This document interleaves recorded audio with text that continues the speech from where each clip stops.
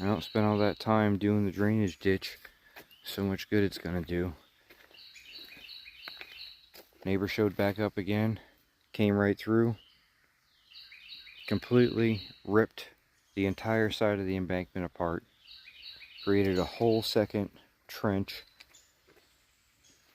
You can see the vegetation just falling off into the mud. All that work I put in, and that's what I come back to.